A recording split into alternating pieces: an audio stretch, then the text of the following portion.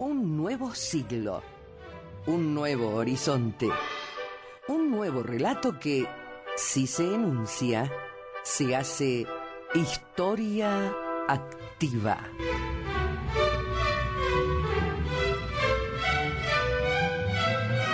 Muy buenas tardes, iniciamos otra edición de Historia Activa, iniciamos la semana. Buenas tardes, Alejandro. Buenas tardes, José Luis. Historia Activa se compone por Rosa Grintal, quien les acaba de saludar, Alejandro Cruz, Clara María Vargas y José Luis de Orlando, que soy yo, ¿no es cierto?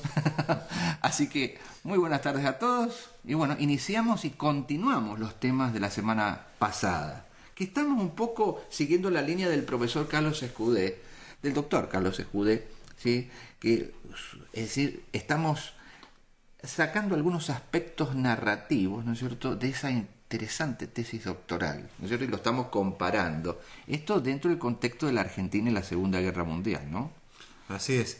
Carlos Escudé aclara, cuando escribe esta tesis, que su pretensión es, y lo logra, un lugar equidistante de la historiografía que estuvo a favor o en contra del neutralismo o el rupturismo. Tiene a su favor Escudé, como cualquier historiador, los años que han pasado desde entonces, que ya han pasado más de 60 años, desde aquellos sucesos. Y bueno, Escudé trata de ser objetivo en todo esto, y dice que pretende ser como una especie de árbitro de todas las piedras que se tiraron durante años los nacionalistas contra los liberales y sus respectivas posturas frente a la Argentina y su neutralidad durante la guerra. Y también trata de explicar cómo es este proceso, según las palabras del propio Escudé, autodestructivo de la Argentina, viendo que en 1943 ya la guerra se inclinaba a favor de un triunfo de los aliados, como la Argentina continúa realizando actividades pro eje y se entierra, por decirlo con un término criollo, se entierra aún más hasta las cejas con respecto a las relaciones con el poderoso del norte, con Estados Unidos. Y hay cosas que son muy, muy significativas, por ejemplo, que el principal artífice de estas políticas represivas contra la Argentina vinieron del secretario de Estado de Roosevelt, que era el secretario de Estado, Mr. Carter Hart, de gran gravitación en todo este asunto. Y digamos que en la dinámica, Alejandro, continuando con lo que vos decís, en la dinámica institucional en los Estados Unidos, el secretario de Estado que dirige el Departamento de Estado es una especie de primer ministro muy fuerte. Claro. Hoy de Obama es la señora Hillary Clinton, un peso pesado de la política estadounidense. Y en aquel momento, dentro del contexto de la Segunda Guerra Mundial, que había armado alianzas, había sugerido, además había una estrategia de Roosevelt, hacía competir a sus ministros. Y por ahí iba lo que, es decir, había una divergencia argumental. Esto es, que por ahí lo que estaba opinando el presidente de la nación y por ahí lo que opinaba el Departamento de Estado como institución. Así, varios núcleos, ¿no es cierto?, como el FBI, lo que después va a ser, en ese momento todavía no lo es, pero lo que va a ser la CIA, cada uno tiene una visión de los países, de la política exterior, y van poniéndola en la mesa, en ese juego de la dinámica de la exposición, ¿no? Así es. Y, por ejemplo, Carter Hart tenía apreciaciones y pensamientos muy exagerados respecto de Argentina, ¿no? Se le pasó la mano, en definitiva. Sí, porque lo que pensaba él era que si alguien no hacía algo por contener a los fascistas argentinos, la Argentina provocaría la Tercera Guerra Mundial, una vez vencida Alemania. Y esto, lamentablemente, no solo estaba dicho por Carter Hart, era compartido por el vicepresidente de los Estados Unidos, por Henry Wallace, en aquel entonces, el secretario del Tesoro, y con posterioridad el que más la llevó al extremo esta tesis fue Sproul Braden, como embajador de Estados Unidos en la Argentina.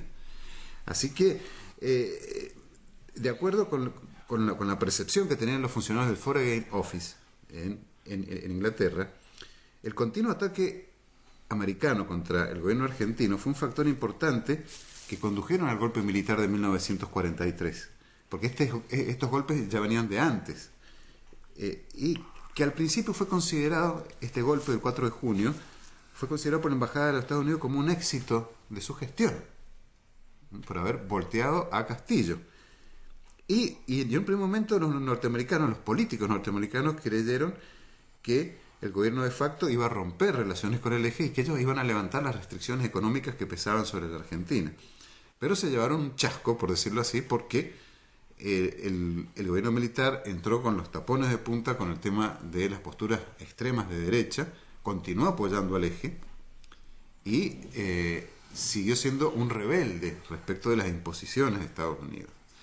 Ya Estados Unidos en 1939 había tenido una postura ambivalente con Argentina y la dejó pagando, hoy estoy con términos criollos, digamos, la dejó pagando ante las Naciones Unidas cuando el presidente Ortiz y su ministro o canciller, que era Cantilo, le mandaron una carta secreta a los Estados Unidos proponiendo una postura intermedia entre los neutralistas y los rupturistas. Tengamos en cuenta que Ortiz era aliadófilo y rupturista, pero presentó con su canciller esta postura, la no beligerancia, que es un eufemismo, ¿sí?, sobre todo que conviene a los fines económicos. Es decir, yo no me meto en la guerra, pero le doy comida y armamentos a los aliados. Esto fue en el año 1940, 39-40. El presidente Roosevelt no solo rechazó esta postura argentina, sino que lo trató como de un idealismo extremo. Y sin embargo, a mitad de ese año 40, el propio Roosevelt, en un discurso al Congreso, adoptó la postura no beligerante y decidió armar a las potencias aliadas en desmedro de Alemania. Con lo cual la Argentina quedó muy mal. Nadie dijo que era un robo intelectual del presidente Ortiz. Y a partir de ese momento comienzan las relaciones tensas con Estados Unidos, que se prolongaron y se prolongan a través del tiempo. No es como una relación que empezó mal, sí, directamente, ¿no? Empezó mal, porque los que tenían contemplaciones contra esta cuestión eran los británicos. Claro, no querían sancionar a la Argentina porque les convenía. Claro. Y hay memorándum de Cor del HAL que hay que destruir a la Argentina. Si nosotros lo vamos a ver y lo vamos a aportar, ¿no es cierto?, como material documental. Es decir, que había que destruirnos, esa es la palabra concreta, de los memoriales que surgen de la documentación existente. Pero ya que estamos hablando de tensión, nos vamos a distender un poquito, ¿no?, sí, en este tema.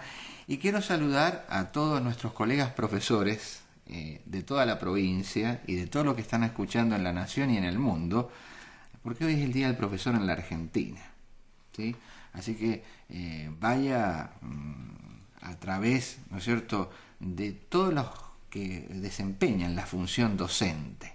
En realidad, vos ya hiciste referencia al 11 de septiembre como el Día del Maestro, el Día del Profesor, el Día del Preceptor, el Día del Bibliotecario, ¿sí?, el Día del Secretario. Todos esos cargos docentes se homologan en un día que es el 11 de septiembre. Pero aprovechando que hoy, digamos, se conmemora el fallecimiento del gran Estrada, de Manuel Estrada, un gran profesor que dejó su vida, bueno, y también murió exiliado en el Paraguay. Después lo vamos a tratar un poco más ampliamente esta vida de un hombre consecuente con sus ideas. A todos los docentes, desde Historia Activa, les damos un gran cariño en este día.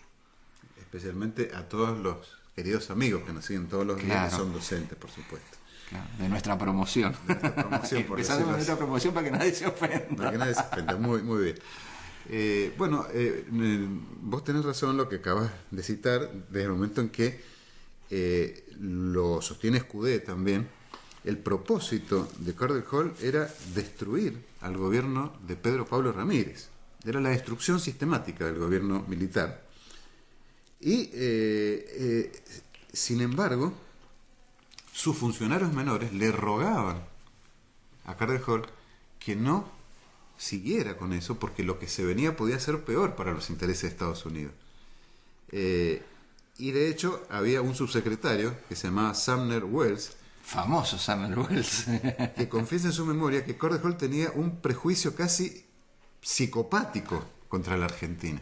Claro, y le hemos visto la carita, que salía Carvajal fotografiado y debe haber sido un tipo bravo, ¿ah? Y malicioso. Yo creo que malicioso, las dos cosas, ¿no?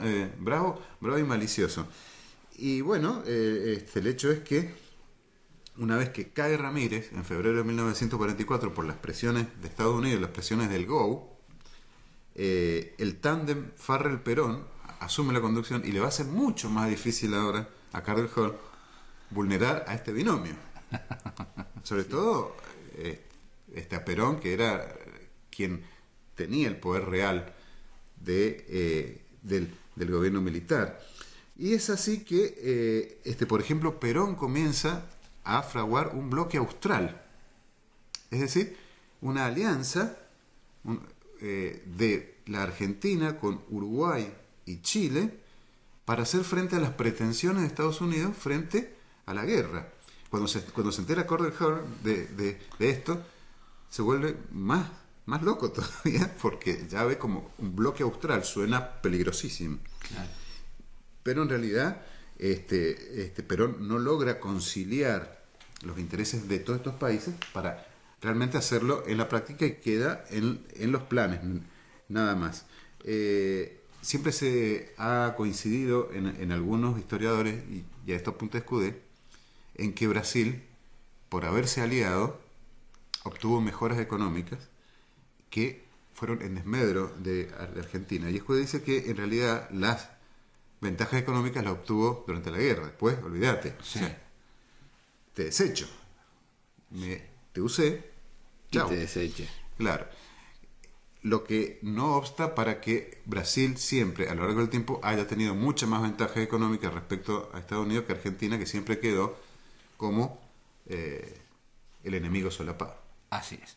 Bueno, continuás mañana en Historia Activa. Y bueno, gracias a todos. Y bueno, gracias a María del Carmen Jurisic en la operación técnica. Sigue el boletín informativo y luego el señor Suden en el patio trasero. Hasta mañana. Historia Activa.